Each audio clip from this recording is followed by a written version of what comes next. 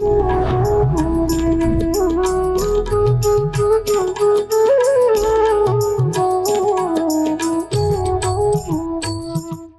के संग में रहने से बहुत बहुत कुछ सीख मिलती है और बहुत आशीर्वाद भी मिलता है। वो भाव समझ लेती है और वो दिखाती भी है कि मुझे क्या चाहिए, कि मुझे प्रेम चाहिए, कि मुझे, पर वो लोग बात करते हैं ऐसे आंखों से, शरीर से, दिल से। गाय को खिलाना हवन जैसे है। अच्छा। कि सारे देवता उनके अंदर हैं। आप जैसे गाय को खिलाएंगे तो सारे देवता खुश हो जाएंगे। जैसे आप आहुति दे रहे यज्ञ में, गाय को बहुत प्रेम है अपने मालिक से। वो लोग बहुत कृतज्ञ है। ज्यादा रास्ते में ज्यादा नंदी रहते हैं। ऐसा क्यों? वो उनको कोई चाहता नहीं है ना। मनुष्य को प्रगति करना है तो गाय सेवा ही करना चाहिए। हरे कृष्णा। आज आइए आपको एक ऐसे अद्भुत भक्त से मिलाते हैं जो आई तो जर्मनी से हैं, उनकी जन्मभूमि जर्मनी है, किंतु आज ब्रज में वो गौवंश की, गैया की और पूरे गौवंश की बहुत सुंदर तरीके से सेवा कर रही हैं। ब्रज में ये किस प्रकार से आई, इन्हें क्या प्रेरणा मिली कि इन्होंने एक इतनी सुंदर गौशाला का आरंभ किया जिसमें इतनी सारी गैया और नंदी इकट्ठे रहते हैं, जिनकी ये स्वयं मैया की तरह सेवा करती हैं। आइए मिलते हैं इनसे और जानते हैं ये प्रेम भरी कथा इन्हीं के मुख से। हरे कृष्णा। हरे कृष्णा। रथ सेविका जी, आपका बहुत बहुत स्वागत है हमारे आज की इस छोटी सी मुलाकात में जो हम आपके साथ कर रहे हैं हरे कृष्णा टीवी पर। बहुत बहुत आभार आपका जो आपने अपना समय निकाला हमारे लिए। और अंदर आते ही दोस्तों सारी गैयों से इन्होंने हमें मिलाया। एक एक गैया का ये नाम जानती हैं और गैया इनसे आके लिपट जाती हैं। जैसे एक बच्चा अपने माँ से दुलार चाहता है, प्यार चाहता है, वैसे हर एक गैया इनके पास आके वो प्यार और दुलार मांगती हैं। तो रचविका जी, इतना सुंदर जो आभास हुआ हमें, ये इसकी शुरुआत, इस गौशाला की शुरुआत किस वर्ष में की आपने? हमारे पास एक गाय थी। अच्छा। उनका नाम है कालिंदी। कालिंदी। और उनकी एक बछड़ी थी। अच्छा। यमुना। हाँ। और फिर उनके कालिंदी का और एक बेटा हुआ। अच्छा। अभी यमुना की बेटी है किशोरी। किशोरी। तो हम पहले ये सोच रहे थे कि घर बेच के कोई किसान की जमीन लेंगे, वहाँ सादा जीवन, ऐसे अपने खुद सब्जी उगाएंगे और ऐसे मिट्टी के घर में रहेंगे वगैरह। ये हमारा ये प्लान था। अच्छा। फिर क्या हुआ, मैंने ये थोड़ा जो बच जाता था कभी गाय का चारा मैं बाहर खिलाती थी। यहाँ सब खुला खेत था जी। तो बाहर के रास्ते से छोटे छोटे बछड़े, कोई नंदी, कोई बूढ़ी गाय ऐसे आ जाती थी। अच्छा। तो फिर मैंने थोड़ा खिलाना शुरू किया तो वो लोग इतने खुश हो गई है। फिर मैंने सोचा थोड़ा और मंगवा लेते चारा, उनको भी मिल जाए।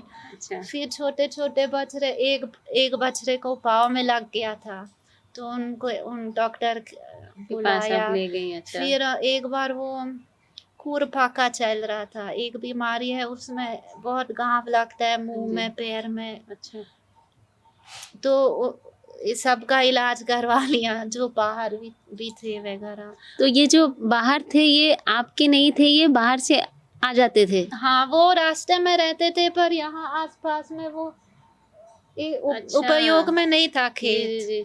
तो खाली खेत था तो वो लोग दिन में यहाँ बैठ जाते थे। अच्छा। ऐसे पेड़ों के नीचे आराम करते थे।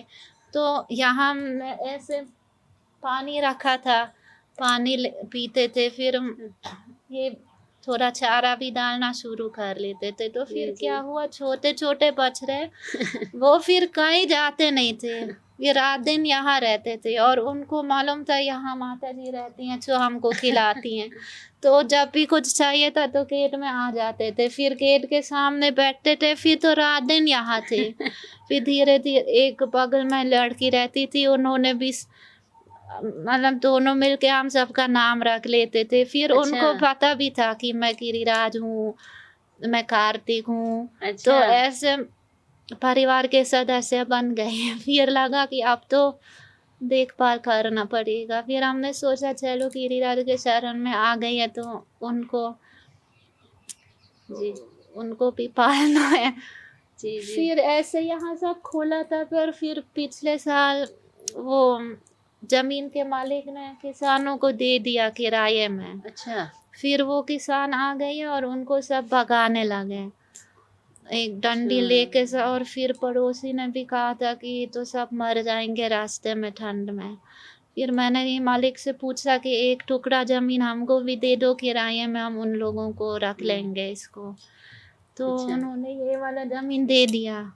अच्छा। फिर हमने ये सब तार खींचा, ऐसे थोड़ा फेंस बना लिया जी, जी, और बांस का शेड बना लिया और जी, इसमें ये मैट वगैरह रख दिया। जी। तो ऐसे बन गया। पर मेरा विचार नहीं था कभी भी कि मैं ये ऐसे गौशाला खोल लूँ खोल लूँ, पर जी, अपने आप हो गया हो गया। ऐसे। तो अब कितनी गैया, कितना गौवंश है जिनको आप सँभाल रही हैं? अभी 27 है और वो बाहर से भी कोई ना कोई, वो जैसे निमाई, एक है गोपाल, बड़े बड़े नंदी हैं, उनको भी खिला देते। ये यहाँ आ जाते हैं फिर हम खाना अच्छा, देते हैं। तो कितने नंदी हैं और कितनी गैया हैं? गाय तो 2 है बड़ी अच्छा, और 2 छोटी अच्छा। और बाकी सब नंदी। और आपका ब्रज आने का प्रयोजन क्या था? ब्रज कैसे आई? क्यों आई? जर्मनी छोड़ के ये क्या दास्तान है इसके पीछे, क्या कहानी है? पहले तो हम बचपन में भी मैं ऐसे मुझे बहुत इच्छा थी कि मैं जान लूँ कि भगवान कौन है। मैं अच्छा, आप वो जर्मनी में ही पैदा हुई हैं, है ना? हाँ जी। अच्छा, तो वहाँ तो मेरे माँ-बाप क्रिश्चियन हैं, हाँ जी, तो हम चर्च जाते थे चर्च जाते ऐसे थे। रविवार को। जी, जी।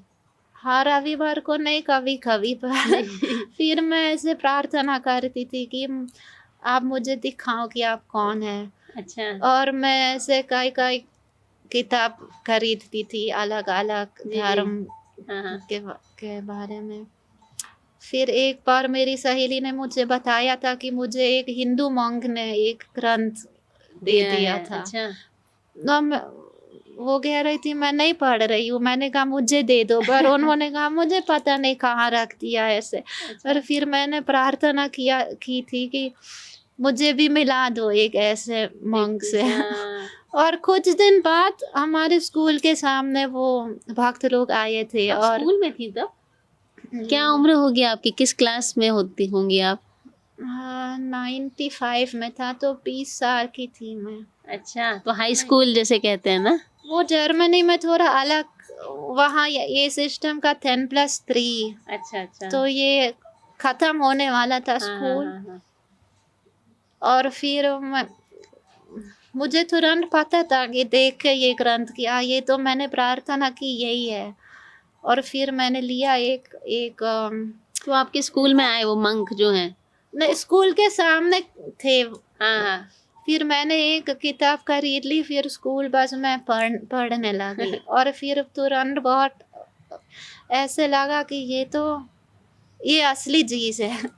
फिर घर आके मैंने आपको वो कौन-सी किताब थी?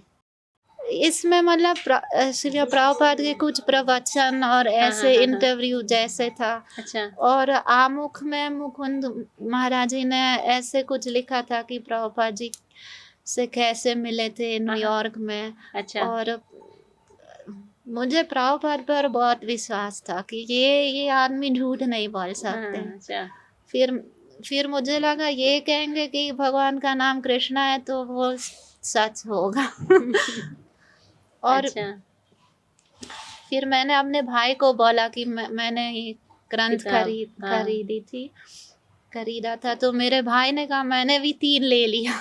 अच्छा, फिर उनसे पूछती रहती थी, वो ज़्यादा पढ़ते थे, तो जा मैं उनसे पूछती थी कि आपने पढ़ा तो आप बताओ। तो हुँ, फिर और एक दिन फिर उन्होंने कहा था कि चलो मंदिर जाते हैं, तो अच्छा, उनके साथ शनिवार रविवार गए मंदिर, वहाँ एक रात रुक गए, फिर सुबह मंगला आरती गए, फिर भक्त लोग ने बता दिया ऐसे जब करना है। और ये उन हमको बता रहे थे कि ऐसे भोग अर्पण करके ही खाना चाहिए खाना, और ऐसे ऐसे चीज। तो हमने वहां से कुक बुक लिया वगैरह। अच्छा। फिर मेरे भाई ने कहा था कि अभी हम नए नए बर्तन खरीद लेंगे, क्योंकि कृष्णा के लिए ऐसे पुराने बर्तन में नहीं बनाएंगे। अच्छा। और फिर ये हमने शुरू मतलब मिलकर शुरू कर लिया, फिर जब करना सब। आपके माता पिता घर पे थे उस समय? हाँ, तो उनकी क्या प्रक्रिया थी? वो ताज्जुब हो गए होंगे कि हमारे बच्चों ने क्या करना शुरू कर दिया है। शुरू में तो सोच रहे थे कि ये अचानक से क्या हो रहा है, पर फिर उनको भी लगा कि चलो भगवान की पूजा तो करते तो अच्छी चीज है। अच्छा। तो फिर आपके भाई और आप इकट्ठे भक्ति करने लग गए? और मुझे मंदिर में ये बहुत बहुत अच्छा लगा कि सब लोग, मैं देख रही थी कि कितना ध्यान से जप कर रहे हैं और कितना कितना गंभीरता से सब सेवा कर रहे हैं और कितने शुद्ध हैं। मैं तो सोच रही थी कि मैं इतना कभी कर नहीं पाऊंगी, पर मुझे बहुत अच्छा लगा। और सब इतने ईमानदार, इतना विनम्र है और इतना सेवा भाव, और सब इतने खुश थे मंदिर में। तो हम लोग और मेरे भाई, उनका वो पहले उनको, हम लोग पहले से शाकाहारी खाते थे, पर मेरे भाई मांस खाते थे फिर भी कभी कभी। उनको इतना विश्वास नहीं था, पर मंदिर में प्रसाद पाके उन्होंने कहा ऐसे तो कभी खाया नहीं। ऐसे उनको बहुत स्वादिष्ट लगा उनको? स्वादिष्ट भी लगा, पर उनको अनुभव भी था कि ये कुछ अलौकिक चीज है। अच्छा। और फिर उन्होंने भी सब छोड़ दिया। अच्छा। और फिर तो फिर आगे क्या हुआ? फिर ये धीरे धीरे जो आपने भक्ति करनी शुरू की, ये और आगे कैसी बढ़ी आपके जीवन में? ऐसे फिर मेरे भाई ने हमारा वो पता दे दिया भक्तों को। अच्छा। फिर वो भी आ जाते थे घर में, फिर हम सब अपने मित्र को बुलाते थे कि आ जाओ प्रोग्राम करेंगे घर में। फिर कीर्तन होता था। अच्छा। और आसपास में मंदिर थोड़ा दूर था, पर 1 घंटे की दूरी में एक प्रीचिंग सेंटर था, तो वहाँ फिर जाते थे एक बार हफ्ते में। अच्छा। और फिर जब मेरा वो ग्रेजुएशन था स्कूल में, उसके बाद मैं 1 साल किंडरगार्टन में असिस्टेंट के रूप में वो जॉब किया। और फिर मेरे मन में था मैं इसका इस स्टाइनर स्कूल का था और मैं इसका टीचर बनना चाहती थी। अच्छा। पर उन लोगों का ऐसे सिस्टम था कि पहले जैसे कोई स्त्री हो जिनके बच्चे हैं 40-45 की है, फिर उनको सीखना है तो उनको प्रेफरेंस देते थे, उनको पहले चांस देते हैं। और मुझे तो स्वीकार किया था, पर बोला कि आप 1 साल बाद आ सकते हैं, तब तक और कुछ कर लेना। फिर मैंने मम्मी से पूछा कि मुझे 1 साल फिर मंदिर में रहना है। अच्छा। तो उन्होंने कहा ठीक है। फिर मंदिर में मैंने सोचा थोड़ा ज़्यादा गहराई में जा सके, भक्ति में सब सीख जाऊंगी। फिर मंदिर में रह के इतना अच्छा लगा कि अब तो मुझे और कुछ नहीं करना। अच्छा। और फिर मंदिर में जैसे सचिनंदन महाराज वगैरह आते थे तो स्लाइड शो दिखाते थे वृंदावन का। अच्छा। और इंद्रद्युम्न महाराज और सब वृंदावन के बारे में बोलते थे, तो मेरे मन में भी था कि ठाकुर जी वहाँ रहते हैं, कृष्णा का घर है, तो वहाँ जाना चाहिए। और मैं बहुत प्रार्थना कर रही थी कि वृंदावन देखना है मुझे।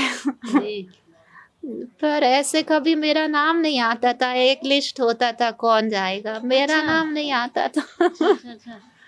फिर एक दिन जयपताका महाराज आए थे जी, उन्होंने प्रवचन दिया था। प्रवचन के बाद मिले थे बाहर, फिर उन्होंने कहा था कि मतलब ऐसे पूछा आप कौन हैं, क्या सेवा करती हैं? फिर उन्होंने कहा था चलो फिर गौर पूर्णिमा पे मिलते हैं मायापुर में। अच्छा।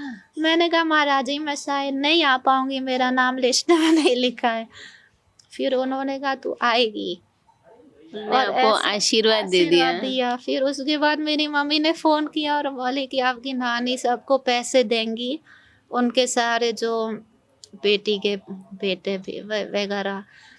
पर उन्होंने कहा आपको नहीं देंगी क्योंकि आप तो मंदिर को देने वाली हैं, पर आपको कहीं छुट्टी में जाना है, कहीं यात्रा करना है तो आपके यात्रा के लिए पैसे देंगी। अच्छा, मैंने कहा मैं इंडिया जाऊँगी। तो फिर ठाकुर जी ने अरेंजमेंट करा दिया आपकी। फिर मेरी नानी ने पैसे दिया टिकट के लिए वगैरह। अच्छा, तो आप पहली बार मायापुर आई? फिर मायापुर आई और उस समय मैं सोच रही थी, ये मैंने भी सुना था कि वृंदावन में कोई अपराध हो जाएगा तो हाँ, हाँ। बहुत प्रभाव जी, जी, जी, पड़ता। जी। तो मैं सोच रही थी चलो मैं वृंदावन जाने लायक भी नहीं हूँ तो इस बार केवल मायापुर जाऊंगी। पर फिर ऐसे हुआ कि वो उस समय टिकट का डेट वो एयरलाइन देते थे पर इसको कंफर्म करना पड़ता था। अच्छा। और फिर जब भी मैं कंफर्म करती थी तो वो कहते थे जगह नहीं है, जगह नहीं है। और मायापुर वाले ट्रैवल एजेंट फिर मुझे बोल रहे थे हम यहाँ से नहीं कर पाएंगे, आपको दिल्ली जाना पड़ेगा।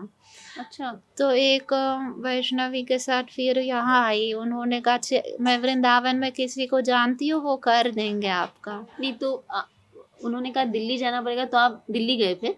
नहीं हाँ। फिर एक वहाँ एक वैष्णवी मिली, हाँ, इंग्लैंड कहाँ? की थी, मायापुर अच्छा, में। मायापुर में मिली। हाँ। उन्होंने मुझे बोला था कि मैं आपको वृंदावन ले जाऊंगी, वहाँ मैं किसी को जानती हूँ वो करवा देंगे आपका। अच्छा।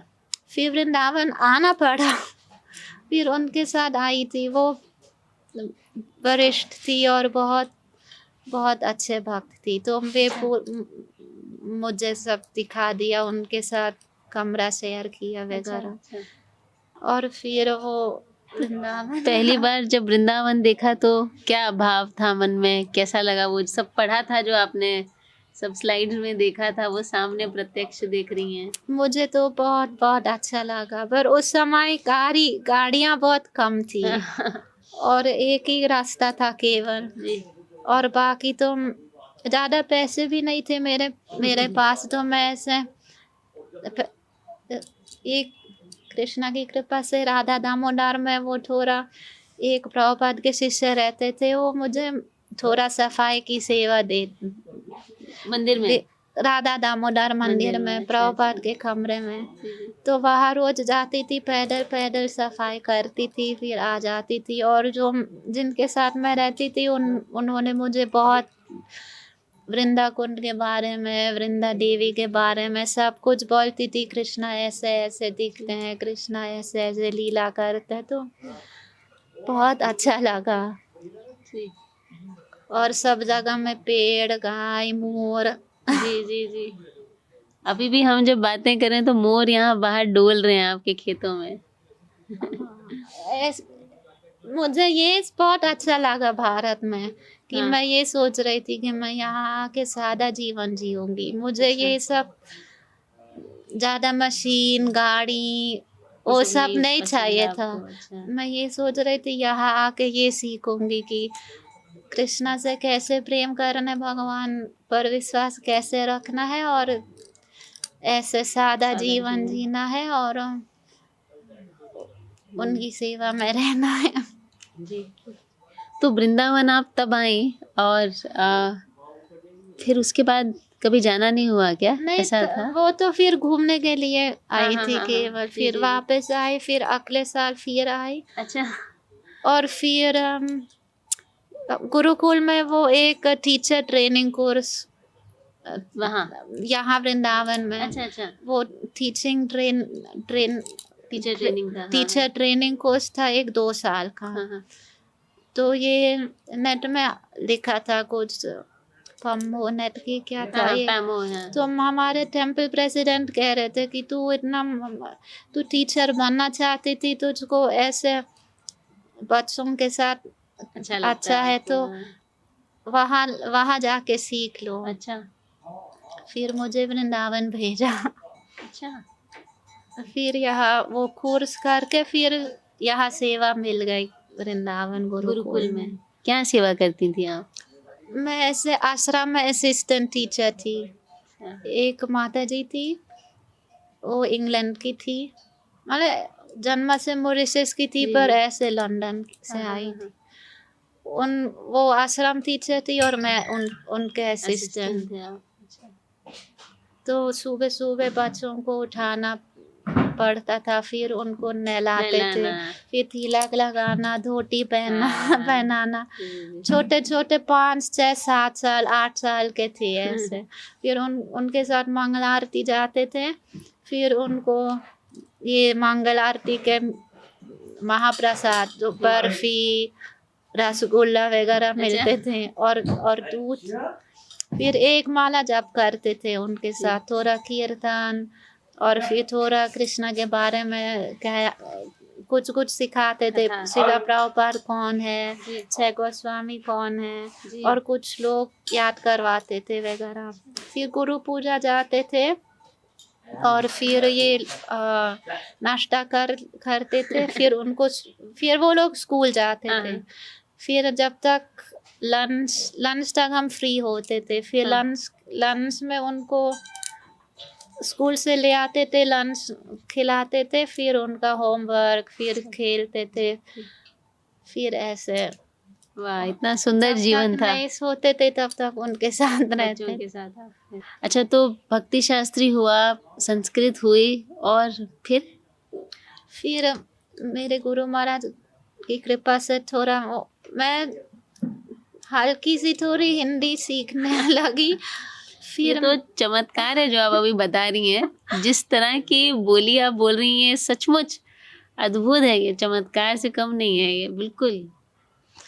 फिर मैं एक बार श्रीला राधा गोविंद गोस्वामी महाराज की कथा में गई, जी, मतलब जी, जी। ऐसे मंदिर में उनका प्रवचन जी, हुआ। जी। तो सच में ऐसे लगा कि महाराज जी जब बोलते तो सच में कृष्णा जैसे लग रहा था, कृष्णा दिख रहे हैं ऑलमोस्ट ऐसे। फिर मैंने अपने गुरु महाराज को बता दिया कि मैं यहाँ वहाँ गई थी प्रवचन में, और बहुत बहुत ऐसे लगा कि ये कृष्णा को देख सकते हैं, ऐसे लगा जब वो बोलते हैं। फिर मैंने अपने गुरु महाराज से पूछा था कि मैं क्या उनकी कथा में जा सकती हूँ। तो मेरे गुरु महाराज ने 3 बार बोला मुझे कि तुझको जाना है और तुझको सीखना है महाराज जी से। फिर मुझे पूछा भी था जा रही है ना उनके सुनने के लिए। मैंने कहा जी मैं जा रही हूँ। और फिर 1-2 साल के लिए फिर जहाँ भी महाराज जी की कथा होती थी, प्रवचन होता था, तो मैं पहुँच जाती थी। और सच में इसमें 1-2 हिंदी भी थोड़ा आ गई, और बहुत महाराज जी का संग तो बहुत अमूल्य है। ऐसे मैंने कभी देखा नहीं, ऐसे इतना विनम्र और इतना प्रेम से व्यवहार करते सबसे। सब जो भी महाराज जी के साथ रहेंगे उनको लगेगा कि बहुत प्रेम करते हैं मुझसे। अच्छा, एक बात बताइए, ये आप इतनी जो सेवा करती हैं, आपको आर्थिक रूप से सहायता कहाँ से मिलती है? कैसे ये आप कर पाती हैं? वो है तो मुश्किल पर ऐसे भक्त लोग, एक्चुअली वो क्या हुआ, एक बार बीच में मैं किसी को देने वाली भी थी गाय। हाँ। थोड़ा मुश्किल लग रहा था, पर फिर एक तो गिरिराज जी हैं और मैं उनको भी बोल रही थी कि गिरिराज आपकी गाय है, आप सोचो। संभालो। और फिर अचानक से कहीं ना कहीं जी, सहायता आ जाती है। आ जाती थी। फिर हमारे जर्मनी के जो मेरे टेम्पल प्रेसिडेंट थे, उन्होंने अपने आप बोला कि हम आपको मदद करना चाहते हैं, हम यहाँ एक डोनेशन बॉक्स रखेंगे और आपको हर महीने कुछ कुछ जर्मनी में। हाँ, अच्छा। कुछ कुछ पैसे भेजेंगे गाय के लिए। ऐसे ऐसे कुछ कुछ। कभी एक बार बिल्कुल भूसा छोकर कुछ नहीं था, और मुझे लगा अब मैं क्या करूँगी। तो गिरिराज को बोल दिया, गिरिराज अब आपके सारे गाय नंदी को कहाँ कैसे खिलाओ, उनको कहीं दूसरे जगह में भेजना पड़ेगा क्या?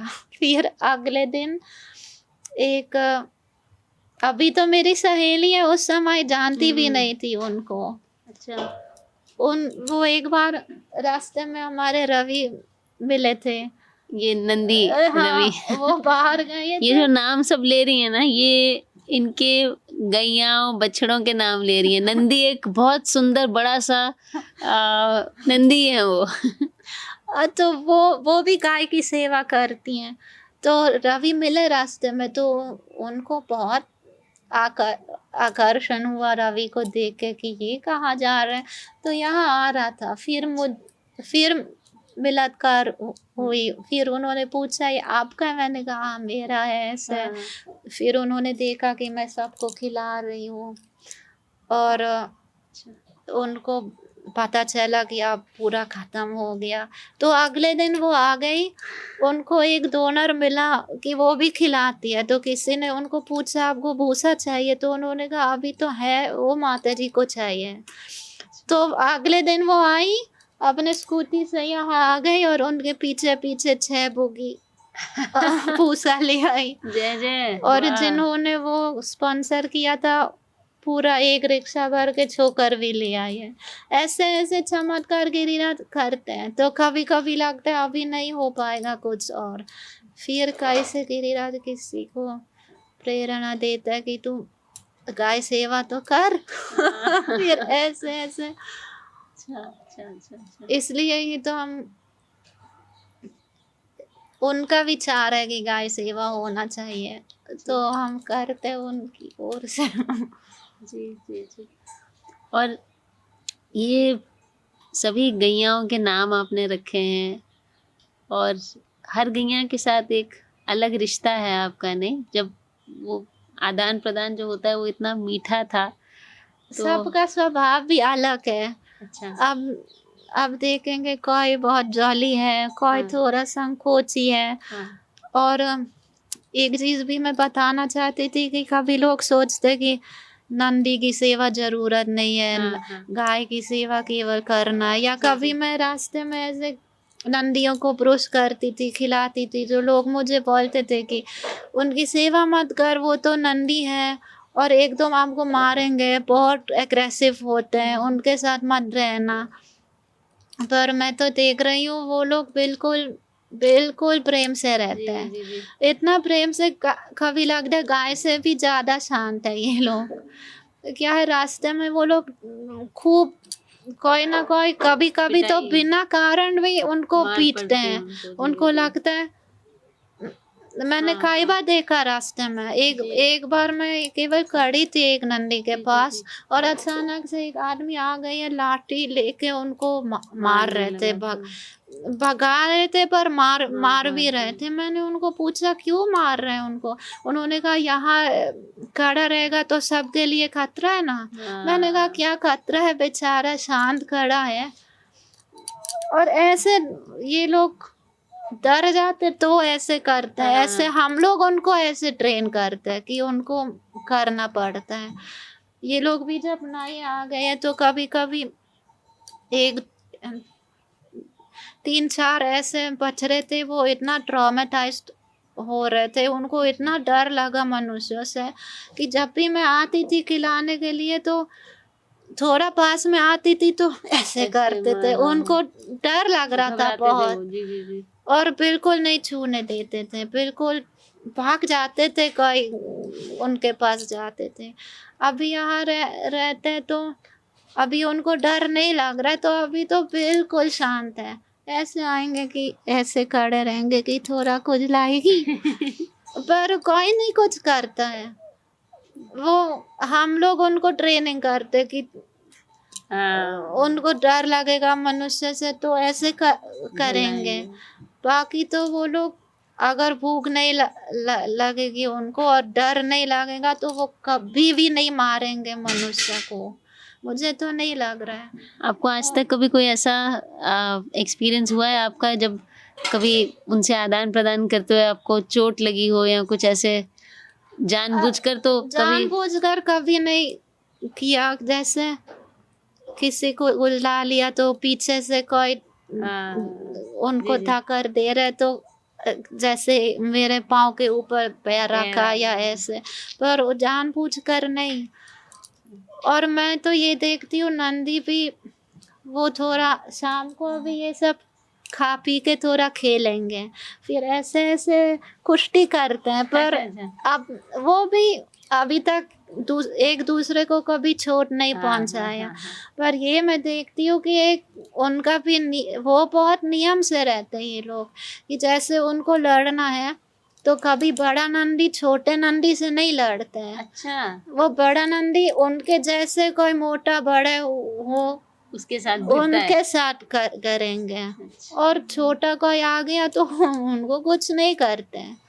उनका भी नियम अच्छा। स्वाभाविक से ये ऐसे नियम पालन करते हैं। उनका इच्छा ही नहीं है, छोटे से क्यों लड़ेंगे। लड़ेंगे, हाँ। आपको ज़रा भी डर नहीं लगता इनसे?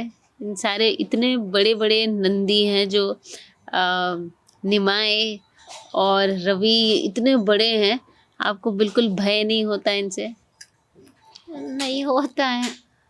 मुझे तो ये डर लग रहा है कि उनको क्या होगा, वो बेचारे रास्ते जैसे निमाई रास्ते में रहते हैं तो यहाँ खाने के लिए आते हैं, पर उनका मुझे बहुत चिंता है कि आप उनके पैरों के पास में बैठ के उनके पैरों की मालिश करती हैं, तो जब आपने पहली बार अगर ऐसे इनको छूना शुरू किया होगा, तब भी आपको संकोच ज़रा भी नहीं हुआ? क्या पहले ये यहाँ पहले बार आए थे तो उनके सींग में किसी ने रस्सी डाला हाँ, था, हाँ, हाँ। और दौड़-दौड़ के आया, कोई कोई ले नहीं। जाना चाहते थे उनको, किसी ने पकड़ लिया था पर भाग गया था। बहुत डरा हुआ था, ऐसे-ऐसे खड़ा था और बिल्कुल काँप रहा था, और एक पेड़ के नीचे छिप गया था। और शुरू में तो उनको बहुत डर लगा, फिर पर वो यहाँ बैठ जाते थे तो मैं और भी कोई हमारे नंदिया कोई था तो उनको भी कुचला रही थी, तो उन्होंने देखा कि ये तो माता जी सेवा कर रही। फिर धीरे-धीरे मैं उनको पीछे से जब बैठा था तो पीछे से थोड़ा छू लेती थी, तो धीरे-धीरे उनको अच्छा लगा। फिर उनको विश्वास हो गया कि ये माता जी मुझे नहीं मारेगी, नहीं कुछ पूरा करेंगी, फिर उनको खिलाती भी थी। अभी तो कहीं भी पर थोड़ा सावधानी से। शुरू में, और गायों के पास में जाना हो तो बिल्कुल सामने से जाएंगे तो ज़्यादा डर जाएंगे। अच्छा। उनको लगे तो सामने से थोड़ा अच्छा नहीं रहता, जैसे साइड में से गए या पीछे से मैं।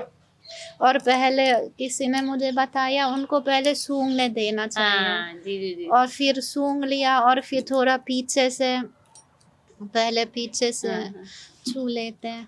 और अगर कोई गाय गरम है तो थोड़ा वो लोग चंचल हो जाते हैं नंदी, तब थोड़ा कभी-कभी रवि भी ऐसे हो जाते, तब उनको थोड़ा तब पास में नहीं जाऊँगी। तब उनको इच्छा नहीं है कि अब मुझे छू लें। जी, जी, उनको लग रहा है कि मुझे भागना है उनके पास। तो मतलब बिल्कुल वो थोड़ा ध्यान भी रखना पड़ता है, पर ऐसे डर नहीं लगता है। आपने विवाह नहीं किया है कि विवाह किया, पर मेरे प्रभु जी ऐसे संत स्वभाव आदमी है। अच्छा। तो अभी वो भजन के लिए गई है। और अब ये गैया आपका पूरा परिवार है ना? मेरे प्रभु जी भी कह रहे थे कि ये तेरे बच्चे हैं, तू उनको संभालो। वो आपका पूरा सहयोग करते हैं इस कार्य में जो आप कर रही हैं? मतलब प्रेरणा दे रहे थे। ओके। वो भी यही कह रहे थे जो आपने बोला था कि गाय की सेवा आप करेंगे तो आप वैतरणी से पार करेंगे आप।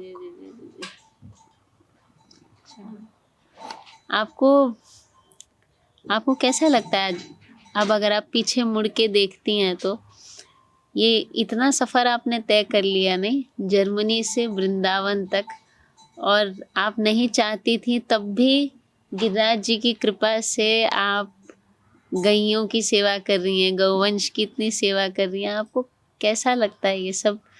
ये चमत्कार ही लग रहा है मुझे तो आपके मुझे मुख भी से लग रहा है ये सुनते हुए। कृपा है, ये उनकी जी। कृपा है। जी। उनकी कृपा भी है कि गायों से प्रेम है, और सच में गाय के संग में रहने से बहुत बहुत कुछ सीख मिलती है और बहुत आशीर्वाद भी मिलता है। और क्या सीख मिलती है? बहुत, जैसे एक तो मैं भी ऐसे स्वाभाविक से थोड़ा संकोची हूँ और बहुत जल्दी चिंता करती हूँ, डर जाती हूँ, पर उनके साथ रहने से हिम्मत बहुत मिलती है, और वो लोग भी बहुत स्ट्रेंथ देते हैं। अच्छा, हाँ। और उनको देख के कि वो लोग कितना सहनशील है, कितना प्रेम से रहते हैं, कितना कृतज्ञ रहते हैं। जी। और वो लोग ऐसे भी बहुत बहुत कुछ समझ सकते, जो हम नहीं सोचते कि इतना वो लोग समझ लेते हैं, पर वो सब याद रखते हैं। और बहुत कभी कभी मैं उनसे बात करती हूँ तो भी समझ लेते हैं ये वो लोग। समझते हैं आपकी बातें? जब आप इनको बुलाती हैं कि आओ खाना खा लो, क्या आप बहुत बातें करती हैं इनसे, ये समझते हैं? समझते हैं, और कई बार तो कुछ जवाब भी देते हैं। कि जैसे एक बार हमारी गाय ऐसे यमुना का लिंदी, हमारी 2 गायें गाय आसपास में घूम लेती थी। तो नहीं दिख रही थी, मैंने पड़ोसी की गाय से पूछ रही थी कि तूने यमुना और कलिंदी को देखा? तो ऐसे कर रही है उस तरफ। और फिर चलने लगी, तो मैं पीछे गई तो सीधे वहां पहुंचा दिया। और कई बार ऐसे ऐसे कुछ हो जाता है, पर वो लोग तुरंत समझ लेंगे। आपको डर लगेगा तो वो लोग भी, उनको पता है कि उनका ये एक बार मैं दुखी थी तो ऐसे आ रही थी कि उनको, पर ये लोग वो भाव समझ लेती हैं। वो भाव समझ लेती है, और वो दिखाती भी है कि मुझे क्या चाहिए, कि मुझे प्रेम चाहिए, कि मुझे, पर वो लोग बात करते हैं ऐसे आंखों से, शरीर से, दिल से। तो वो ऐसे मैं ऐसे बहुत सोचती रहती थी, पर वो लोग ऐसे दिल को खिलाते हैं ये लोग कि मतलब दिल खुल जाएगा गाय के संग में। और चिंता आप कर नहीं सकते, गाय के साथ रहेंगे तो सब चिंता भूल जाएंगे वो लोग। जी जी जी। अभी निमाई को जब आप रोटी खिलाने जा रही थी और आपने, क्योंकि निमाई की तबीयत ठीक नहीं है, तो आपने कुछ दवाई डाली थी और आप कह रही थी कि निमाई को पता चल गया कि इसमें दवाई है, इसलिए वो खा नहीं रहा है इस वक्त। तो वही मुझे देख के लग रहा था कि कैसे ये सब कुछ, जैसे मनुष्य का बच्चा भी जब जानता है कि हाँ माँ मुझे दवाई खिला रही है, तो वो भाग जाएगा वहाँ से, तो वो बिल्कुल इतना बड़ा नंदी पर ऐसी हरकत की उन्होंने, तो बस वैसा लग रहा था देख के। हाँ। और अच्छा, आपको गैया का दूध निकालना आता है आपको? मैं थोड़ा थोड़ा सीख रही थी, पर फिर मेरे प्रभु जी वो कह रहे थे कि तू ज्यादा धीरे कर रही है, फिर अच्छा। प्रभु जी करते थे। अच्छा, वो करते हैं। अच्छा। पर ऐसे हम केवल एक बार दूध लेते थे, फिर पूरा दिन भर गाय और बछड़े एक साथ रहते थे, फिर रात में अलग करके सुबह थोड़ा लेते थे, क्योंकि फिर जितना बछड़े बछड़ी को दूध मिलेगा उतना वो लोग, उनकी इम्यूनिटी भी बढ़ेगी और जल्दी बड़े हो जाएंगे और बिल्कुल जॉली रहेंगे बिल्कुल। और फिर माँ का प्रेम भी मिलता है ना, पूरा दिन बांध के रखेंगे माँ से अलग तो वो लोग भी दुखी रहेंगे। तो और अभी हमारी एक बछड़ी है, वो तो रात दिन साथ में रहती है मम्मी के साथ। अभी 2 महीने की है। और कुछ दिन पहले का एक गौशाला से एक आदमी आया था, उन्होंने कहा था कि हमारे तो बछड़े 8 महीने में इतने बड़े नहीं हो जाते। जय जय। तो दूध का बहुत दूध का प्रभाव प्रभाव है। पड़ता है। अच्छा। अच्छा। और ये लोग दूध पिएंगे और मम्मी के साथ रहेंगे तो इतना शांत और इतना जैसे रवि इतना प्रेम से रहते हैं। वो जो हाँ, बच्चे आते हैं सब उनके फ्रेंड हैं। हाँ, उनके नीचे से जाएंगे, उनके जब खड़े रहेंगे तब भी उनके ऊपर बैठ जाएंगे अच्छा। और नीचे बैठ जाएंगे तो 7-8 बजे उनके उनके ऊपर बैठ जाएंगे, उनके कान खींचेंगे, पूँछ खींचेंगे, और उनको वो कुछ किस नहीं कहता। करेंगे। वो खुश खुश हो जाते, बच्चे आ जाते तो बच्चे देख के उनके पास जाते हैं कि मेरे फ्रेंड आ गई हैं बच्चों के वाह, वाह! को। अच्छा, आपकी दिनचर्या कैसी है माता जी? क्या सुबह कब उठती हैं? कैसे दिन आगे बीतता है? इन गईयों की सेवा में कैसा दिन जाता है? सुबह ये तो 3, 4 या 5 बजे उठती हूँ 3, और 4 या 5 कितने बजे? हाँ, मतलब अलार्म क्लॉक नहीं रखती हूँ। अच्छा, अपने आप अपने से आप जब ज जागा अपने जाए। आप लगभग इस समय जी, में जी, जी। उठती हूँ। फिर स्नान करेंगे, जप करेंगे, अच्छा, फिर गाय के पास जाएँगे, जी, फिर सफाई, पूजा, हाँ, प्रसाद बनाना जी। और वो 8 बजे क्लास है मंदिर में, नहीं तो वहाँ जाके सुन लेती हूँ, नहीं तो यहाँ से ऑनलाइन से सुन सुन लेती लेती हूँ। हैं, अच्छा। और फिर भागवत पढ़ना, पर ऐसे गायों के साथ बहुत सेवा रहती है बहुत अभी। रहती है, बिल्कुल। कोई बीमार है तो दवाई बनाना है, फिर उनके साथ बैठना है, फिर जैसे बाहर के निमाई बीमार था तो उनको ढूँढना पड़ता था। फिर यहाँ आता नहीं था क्योंकि उनको वो दूसरे दूसरे नंदियों से डर लगता हाँ, था। तो कई पीछे वाले रास्ते में कहीं-कहीं बैठ जाते थे ऐसे। उनको ढूँढना, फिर उनको दवाई देना। आपको इनकी दवाइयाँ खुद समझती हैं कि किस दवाई से इनका उपचार हो सकता है? एक हमारे वो एक वरिष्ठ भक्त हैं, वो वो और उनकी पत्नी अ, वैद्य हैं, मतलब प्रोफ़ेशन से उन्होंने सीखा था। पर वो लोग अभी होम्योपैथिक से इलाज करवा रहे हैं, तो उनसे पूछती हूँ और नहीं तो आयुर्वेद से भी। हाँ, हाँ। और जब अगर बहुत ज़रूरत है तो इंजेक्शन लगवाते हैं, बाकी तो थोड़ा अवॉइड कर लेते हैं क्योंकि वो लोग फिर बहुत डर जाते हैं, उनको हाँ, पता भी नहीं अभी क्यों वो लग रहा सुई है। लग रही है इनको, अच्छा। और फिर साइड इफ़ेक्ट भी होता है ना इस ज़्यादा एंटीबायोटिक्स दे देंगे तो भी शरीर कमज़ोर हो जाएगा, जी। तो इसलिए। अच्छा माता जी, आज हम देखते हैं कि गौवंश का हित चाहने वाले इतने नहीं हैं।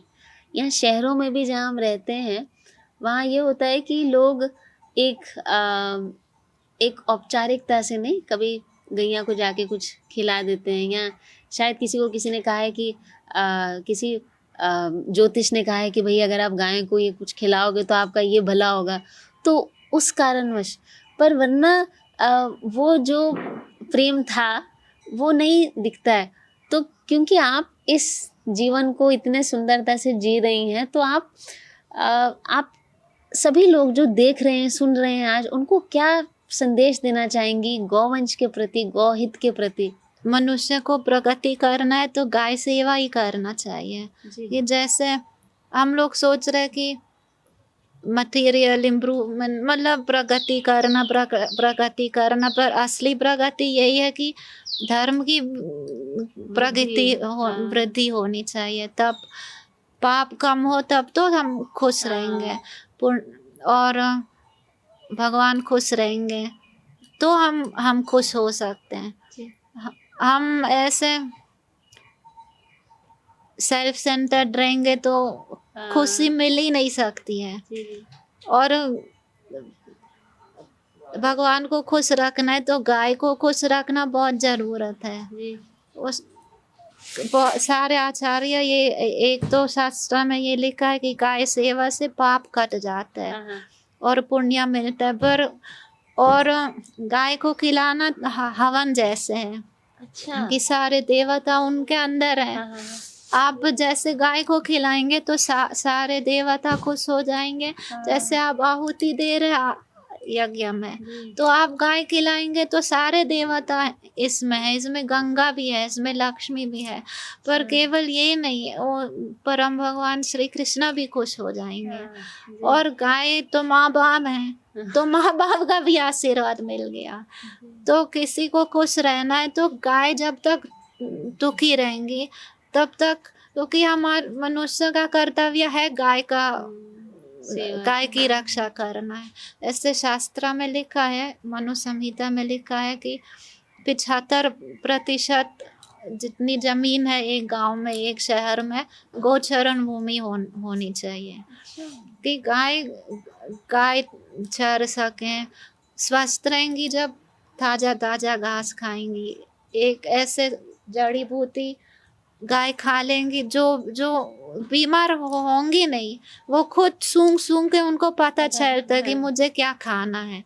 तो अपने शरीर के लिए जो उनको ज़रूरत है वो ढूंढ ढूंढ के खाएंगी, और उनके मालिक को वो आपके साथ रहेंगी गाय, तो आपके शरीर को भी सूंघ के उनको पता चलेगा कि आपको कौन सी दवाई चाहिए, तो वो वहाँ भी चर चर के ये दवाई खाएंगी, और फिर आप उनका मूत्र या उनका दूध पिएंगी तो आपकी भी बीमारी खत्म हो जाएगी। सच में इतनी और इतना समझ होती है इनमें, जो ये जैसा आपने अभी ये कहा कि अपने मालिक की बीमारी के हिसाब का भी उपचार ढूंढ लेती हैं ये। हाँ, और अपना तो ये तो हम भी देखते हैं, जैसे गाय को जुकाम है तो केला नहीं खाएगी। अच्छा, केला उनका फेवरेट हो तब भी वो सूंघ सूंघ के उनको पता चलता है। अब ये उनके पेट में कीड़े होंगे तो नीम के पत्ते खाएंगी। अच्छा। उनको पता रहता है, ये सूंघ सूंघ के वो खा लेती है कि ये खाना है मुझे। पर उनको गाय को बहुत प्रेम है अपने मालिक से। वो लोग बहुत कृतज्ञ हैं और वो बहुत प्रेम करते हैं। उनके साथ जाएंगे तो सच में वो लोग खुश हो जाएंगे। मैं उनके साथ बैठ जाऊंगी तो वो ऐसे रिलैक्स हो जाते कि अरे मेरा मालिक आ गया।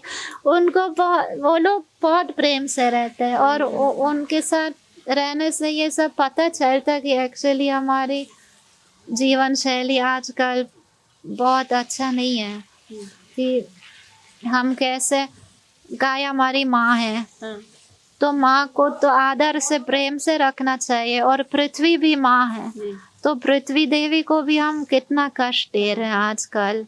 तो ये सब सोच के कि समझ में आता है कि हम गलत ओर जा रहे हैं, तो थोड़ा सा मोड़ना पड़ेगा कि। और ये भी है कि कोई लोग, ज़्यादा लोग तो सोचते भी नहीं है गाय गौ रक्षा के बारे में, और फिर लोग हैं जो सोचते भी है कि गौ रक्षा करना है। तो ये भी मुझे बहुत चिंता है कि एक्चुअली आज का लोग सोचते हैं कि गौ रक्षा मतलब एक गौशाला में बंद किया, दरवाज़ा बंद, खाना दिया, गोबर उठाया, हाँ बस छुट्टी। पर ऐसे गाय एक्चुअली उनको घूमना ज़रूरत है, उनको हवा चाहिए, उनको घास चाहिए, उनको वो लोग सात्विक है तो सात्विक उनको जमता है कि पेड़ों के नीचे बैठेंगे, मिट्टी में बैठेंगे, अपना ताज़ा भोजन करना है। और हम उनको गौशाला में रख लेंगे तो उग्र कर्म में बहुत फंस जाएंगे। फिर ट्रैक्टर से घास काट के वहाँ लाना पड़ेगा, फिर इतने सारे मशीन चाहिए, इतने सारे पैसे लगाना है गोबर उठाने में। अब उनको खेत में जाने देंगे तो गोबर तुरंत मिट्टी बन जाएगा और पृथ्वी माँ को भी फायदा होगा। तो ये सब हमारे कृत्रिम जीवन शैली सब पैसे के पीछे और पैसे के वजह से सब नष्ट हो रहा है। तो ये जी। अच्छा, जो लोग शहरों में रहते हैं, जो शायद गाय का पालन नहीं कर सकते शहर में रहकर, उनके लिए क्या संदेश देना चाहेंगे? वो किस तरह से इस भाव को पे कार्य कर सकें, कुछ गौ सेवा के भाव पे? मतलब कैसे प्रेम हो जाए गाय से? नहीं, जैसे शहरों में जो लोग रहते हैं, शहरों में इतनी जगह नहीं होती कि आप गाय रख सको, तो ऐसे लोगों को क्या करना चाहिए फिर? किस तरह से वो गौ सेवा में अपना थोड़ा-सा कंट्रीब्यूशन कर सकते हैं मतलब? कंट्रीब्यूशन तो कर सकते हैं। कोई लोग, जैसे यहाँ बहुत सारे लोग हैं जो गाय को खिलाते हैं रास्ते में, जी, जी। या कई अच्छे गौशाला में कुछ दान दे सकते हैं, हाँ। या कोई लोग वो गाय के प्रोडक्ट्स जी, जी। बेचते हैं, बेचते इसका हैं, जी। उपयोग करें कि हाँ, या पटमेदा का, या हाँ। कोई ऐसे जी, जी, जी। बहुत सारे हैं। जी, गौ जी। सेवा नाम से शायद जी, गौ बिल्कुल, सेवा बिल्कुल, की बिल्कुल। अलग अलग ब्रांड्स है, अच्छा। तो वहाँ से भी खरीद सकता है। और जिनको समय है तो जैसे यहाँ आना है तो थोड़ा गाय को ब्रश कर सकते हाँ। हैं, उनके साथ थोड़ा बैठ तो ये सकते हैं। हम वीडियो के नीचे भी ये लिखेंगे, पर आप अभी भी हमें बताएं कि ये गौशाला कहाँ है, ताकि अगर जो दर्शक देख रहे हैं वो आना चाहें आपकी इन सारी गैयों से, रवि से, नंदी से, कालिंदी से, जमुना से, किशोरी से मिलना चाहें तो कहाँ आ सकते हैं मिलने? हम यहाँ प्रेम मंदिर के पीछे हैं हाँ, वृंदावन में, हाँ। और सुंदरक रोड है ये। सुंदरक रोड। सुंदरक रोड पे एक वो अपार्टमेंट कॉम्प्लेक्स है, NRI NRI ग्रीन, उसके बगल में खाटिया बाबा का आश्रम है, उसके पीछे खेत में। अच्छा, NRI ग्रीन्स बहुत परिचित एक अपार्टमेंट है, उसके बगल में काठिया बाबा का आश्रम है, उसके पीछे ही खेत है। अगर आप काठिया NRI ग्रीन्स पहुंच के किसी से भी गौशाला पूछेंगे तो लोग जानते हैं सभी, वो हाँ, वो कहते हैं कि अंग्रेजी मैया की नंदीशाला है। यहाँ एक अंग्रेजी मैया है जो गैयों का पालन करती हैं, वो आपको दिखा देंगे गौशाला।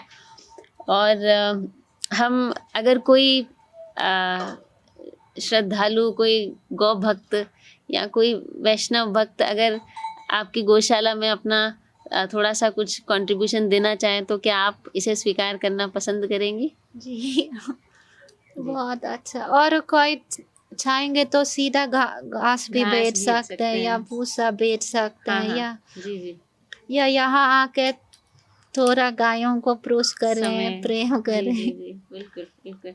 अच्छा, एक आखिरी चीज़, क्योंकि ये धारणा कई लोगों में होती है कि गौ सेवा मतलब गाय की सेवा, और जो बुल है या जो सांड है या जो नंदी है उनकी सेवा नहीं। तो इस धारणा के प्रति आप क्या कहना चाहेंगे? या शास्त्रों में इसके प्रति क्या कहा गया है? क्या नंदी की सेवा नहीं करनी चाहिए?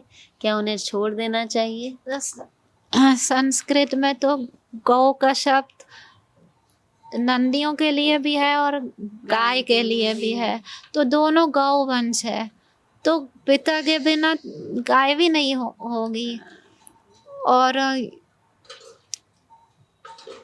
एक राजेंद्र महाराज जी हैं यहाँ, वो तो कह रहे थे कि एक्चुअली नंदी की सेवा से और भी ज़्यादा पुण्य मिल जाएगा, क्योंकि गाय सेवा तो अपने स्वार्थ के लिए भी करते हैं लोग, पर यही है कि एक्चुअली नंदियों के लिए तो मेरे प्रभु जी कह रहे थे कि पहले नंदी को छोड़ना पुण्य मानते थे, क्योंकि पहले तो काफ़ी जगह थी, खतरा भी नहीं थी इतनी, क्योंकि कचरा भी नहीं था, साफ पानी मिलता था, वो वन में और गोचरण भूमि में पर्याप्त भोजन मिलता था। और यही था कि नंदी, फिर उस समय गाड़ी नहीं होती थी तो लोग बहुत खुश हो जाते थे कि हमारे घर में बैल आ गया। तो वो पैसे से खरीदते थे बैलगाड़ियाँ, और हाँ बैलगाड़ी होगी और हमारा खेत का काम करेगा। और पहले तो वो लोग खेत में काम करके आते थे तो किसान उनके पाँव दबाते थे, उनको पहले खिलाते थे, तब अपना भोजन करते थे, उनको बहुत प्रेम से रखते थे, उनको कभी कभी घी भी खिलाते थे, उनके लिए दलिया, उनके लिए वो उनको मालिश करते थे। और आजकल तो लोग सोचते हैं अरे बछड़ा हुआ चल रास्ते में छोड़ दे, पर पहले तो लोग खुश हो जाते थे कि हमारे घर में इतना सुंदर बछड़ा है। फिर अगर कोई नहीं रखते थे तो उससे फिर वो आगे है ना, संतान हो जाती थी तो उसको पुण्य मानते थे। पर आजकल तो स्थिति ऐसे नहीं है, रास्ते में फिर एक्सीडेंट हो जाता है, फिर वो लोग कचरा खाते तो बहुत दिक्कत हो जाती है जी और इतना मार खाते हैं, इतना जी आजकल तो छोड़ना पुण्य नहीं हाँ। समझ सकते हैं। पर ये है कि नंदी के लिए जगह होना चाहिए। जी जी हर आदमी तो रख भी नहीं हर सकता आदमी अपने नहीं रख घर सकता में। है, बिल्कुल, बिल्कुल। तो क्या तो आखिरी संदेश देंगी हम सारे दर्शकों को, ताकि गौ सेवा का ही कुछ एक संदेश हम सबके लिए अगर आप देना चाहें? मेरी ओर से तो अगर कोई सरकार के आदमी सुन ले तो मेरी ओर से प्रार्थना होगी गाय के लिए गौचारण भूमि देना बहुत ज़रूरत है। और जो भी आम आदमी सुन लेगा तो जो भी है गाय के लिए प्रार्थना करना ज़रूरत है और उनको आदर देना ज़रूरत है, उनको प्रेम से रखना ज़रूरत है। जी। और आशीर्वाद मांग रही हूँ कि मैं सेवा कर पाऊँ और बुद्धि ठीक रहे और भक्ति मिल जाए। जी जी आपकी ये भाव सुन के मैं भाभी बोर हो गई हूँ। अच्छा, तो आप आपसे हृदयपूर्वक आभार व्यक्त करते हैं आपका, क्योंकि आप जो कर रही हैं उसके लिए केवल ये गैया आपकी कृतज्ञ नहीं है, अपितु हम सब आपके बहुत बहुत आभारी हैं, क्योंकि इसकी हम सबको ज़रूरत है, सारे संसार को ज़रूरत है, विश्व को ज़रूरत है। सब में इतनी क्षमता नहीं होती, इतनी प्योरिटी नहीं होती कि उन्हें भगवान चुनते हैं, और कईयों में क्षमता नहीं होती कि वो कर पाते हैं।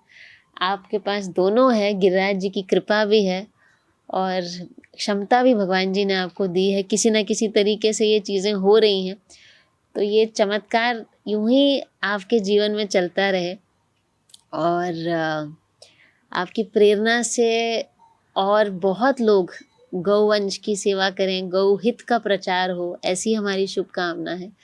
आपकी ये जो परिवार है गैयों का, नंदियों का, ये बढ़ता रहे और कभी आपको किसी भी चीज़ की कमी ना हो, यही प्रार्थना है गिरिराज जी के श्री चरणों में।